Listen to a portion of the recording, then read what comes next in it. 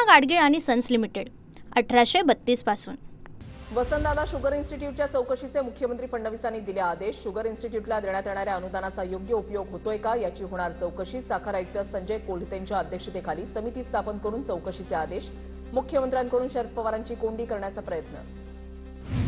वसंतदादा इन्स्टिट्यूटच्या चौकशीचे आदेश देण्यात आलेले नाहीत। सूत्रांची माहिती, इन्स्टिट्यूटसाठी ऊस उत्पादकांकडून 1 रुपया कापून घेतला जातो, त्याचा विनियोग कसा होतो याच्या ऑडिटची मागणी विखेंनी केलेली। यावर साखर आयुक्तांनी अहवाल द्यावा असं त्यांना सांगितलं होतं। वसंतदादा शुगर इन्स्टिट्यूटची खुशाल चौकशी करा। इन्स्टिट्यूटनं आतापर्यंत पारदर्शकपणे काम केलंय। सुप्रिया सुळेंची TV9 मराठीला प्रतिक्रिया। भाजपनं ठाण्यानंतर आपला मोर्चा बारामतीकडे वळवला। वसंतदादा शुगर इन्स्टिट्यूटच्या चौकशीवरून रोहित पवार आक्रमक, तर आम्ही उघड केलेल्या घोटाळ्यांची चौकशी का होत नाही, रोहित पवारांची टीका। चौकशी लावली म्हणून आरडाओरडा कशाला, मुख्यमंत्र्यांकडे आलेल्या तक्रारीबाबत चौकशी होत असतात। वसंतदादा शुगर इन्स्टिट्यूटच्या चौकशीवरून बावनकुळेंची टीका। मुख्यमंत्र्यांनी चांगला निर्णय घेतला, मी या निर्णयाचं स्वागत करतो। शेतकऱ्यांकडून घेतलेल्या वर्गणीचं काय होतं हे जाणून घेण्याचा अधिकार शेतकऱ्याला आहे। वसंतदादा शुगर इन्स्टिट्यूटच्या चौकशी संदर्भात राजू शेट्टींची प्रतिक्रिया। अमित शहा काल एकदम स्पष्ट बोलले, मराठा म्हणून अजित पवार आणि एकनाथ शिंदेंना स्वाभिमान असेल तर त्यांनी सरकारमधून बाहेर पडावं। अमित शहांच्या कुबड्यांवरील वक्तव्यावरून संजय राऊतांची टीका। गरजेनुसार भाजपला कुबड्या लागतात, गरज सरल्यावर ते स्वबळाचा नारा देतात। अमित शहांच्या वक्तव्यानंतर संजय राऊतांचा पलटवार। मित्रांची मदत घेणं याला कुबड्या म्हणत नाही, तर संजय राऊत आणि कुबड्या यांचं मात्र समीकरण आहे। राऊतांच्या टीकेला नवनाथ बन यांचं प्रत्युत्तर। अजित पवारांचेच काही नेते भाजपच्या वाटेवर। 2029 मध्ये 2 कुबड्यांमध्ये नेते राहणार नाहीत, रोहित पवारांची टीका। तर वापरा आणि फेका ही भाजपची सवय, रोहित पवारांचा शिवसेनेसह दादांच्या राष्ट्रवादीला टोला। उद्धव ठाकरे भस्म्या रोग झालेला अॅनाकोंडा, 25 वर्षांपासून मुंबईला अॅनाकोंडाचा विळखा। एकनाथ शिंदेंचा ठाकरेंनी केलेल्या शहांवरील टीकेनंतर हल्लाबोल। उद्धव ठाकरे स्वतःच अजगर आहेत, चुकीच्या वागण्यामुळे यांनी पक्षासोबत कार्यकर्ते आणि हिंदुत्वाला गिळंकृत केलं। राज्यामध्ये कोणताही वाव नसल्यानं उद्धव ठाकरे वैफल्यग्रस्त झालेत। चंद्रशेखर बावनकुळेंची उद्धव ठाकरेंवर टीका। उद्धव ठाकरेंनी भगवा रंग सोडून हिरवा रंग धारण केलेला आहे, त्यांनाही सरड्याची उपमा देता येईल। शहांवरील टीकेनंतर नवनाथ बन यांची उद्धव ठाकरेंवर टीका।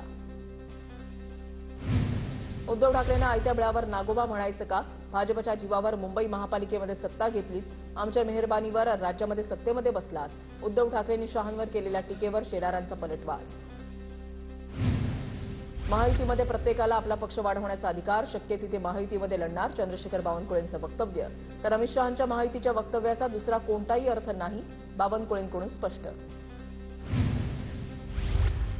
काही वेळातच बच्चू कडू शेकडो ट्रॅक्टर आणि शेतकऱ्यांसोबत नागपूरमध्ये दाखल होणार। मोर्चामध्ये मोठ्या संख्येनं कार्यकर्ते आणि शेतकरी सहभागी।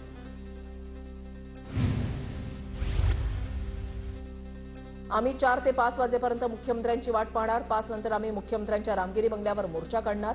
बच्चू कडूंचा इशारा, तर योग्य वेळी हीच आहे, निर्णय घ्या, कडूंचं फडणवीसांना आवाहन।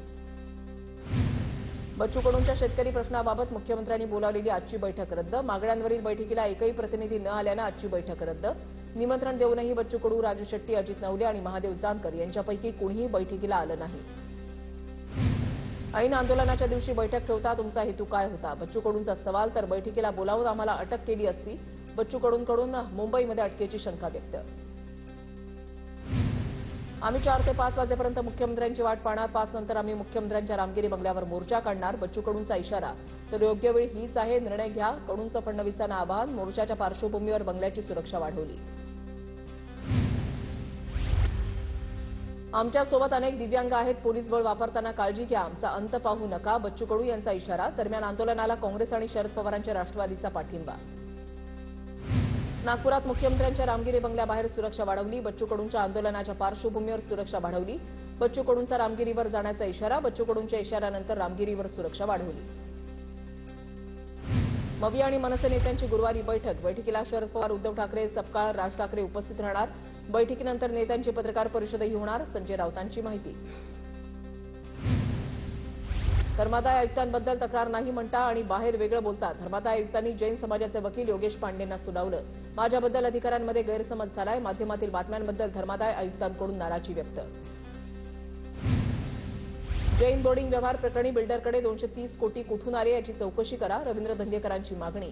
तर बडेकर गोखले बिल्डरांनी केलेल्या सर्व कामांचं ऑडिट व्हावं, धंगेकरांची भूमिका. माझी लढाई वाईट प्रवृत्ती आणि विकृतींबद्दल आहे, अजून खेळ संपलेला नाही. शिंदेंची परवानगी घेऊन 2 दिवसांमध्ये आणखी मोठा स्फोट.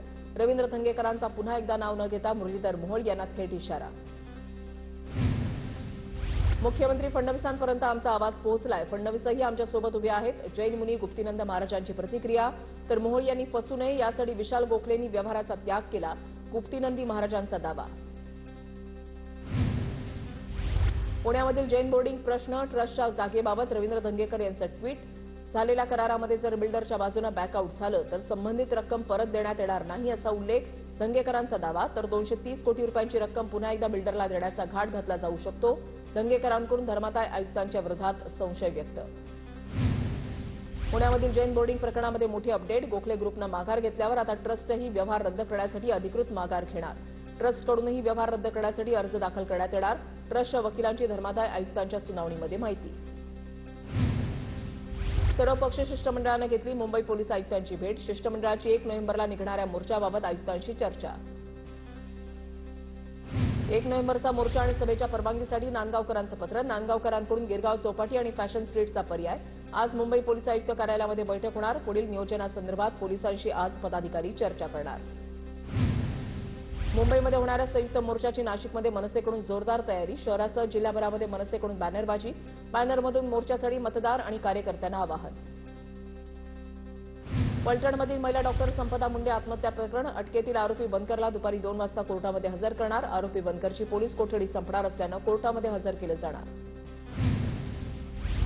फलटण प्रकरणामधील आरोपी गोपाल बदनेनं मोबाईल लपवला. पोलिसांना शरण येण्यापूर्वी मोबाईल लपवल्याची माहिती. बदनेनं मोबाईल कुठे लपवला याची माहिती अद्याप पोलिसांना दिली नाही. फलटणमधील डॉक्टर तरुणी मृत्यू प्रकरणातील संशयित आरोपी पीएसआय गोपाल बदनेचा जुना व्हिडिओ व्हायरल. वर्दीवर नसलेल्या बदनेकडून रोडवर गाड्या थांबवत चालकांची चौकशी करत असल्याचं समोर. नागपूर शासकीय वैद्यकीय महाविद्यालयाच्या डॉक्टरांकडून फलटणमधील पीडित महिला डॉक्टरला श्रद्धांजली. कॅन्डल मार्च करत डॉक्टरांनी वाहिली श्रद्धांजली. एकनाथ खडसेंच्या जळगावच्या शिवरामनगरमधील निवासस्थानी चोरी. खडसे दिवाळीच्या सुट्टीनिमित्त बाहेरगावी गेलेले असताना चोरी. जवळपास 7 तोळ सोनं आणि 35,000 रोख रक्कम चोरीला गेल्याची पोलिसांची माहिती. माजी खासदार हिना गावित आज भाजपमध्ये घरवापसी करणार. प्रदेशाध्यक्ष रवींद्र चव्हाणांच्या उपस्थितीमध्ये हिना गावितांचा पक्षप्रवेश होणार. हिना गावितांनी विधानसभा निवडणूक अपक्ष लढवली होती. मातोश्रीच्या अंगणामध्ये भाजपचं शक्ती प्रदर्शन. महाराष्ट्र गृहनिर्माण स्वयंसमूह संस्थेच्या अध्यक्षपदाचा दरेकर पदभार स्वीकारणार. कार्यक्रमाचे भाजपकडून मातोश्री परिसरात बॅनर. देवाभाऊंचे पाठबळ हे स्वयंपूर्ण विकासाचं बळ. बॅनरवर आशय. पूना गाडगीळ आणि सन्स लिमिटेड 1832 पासून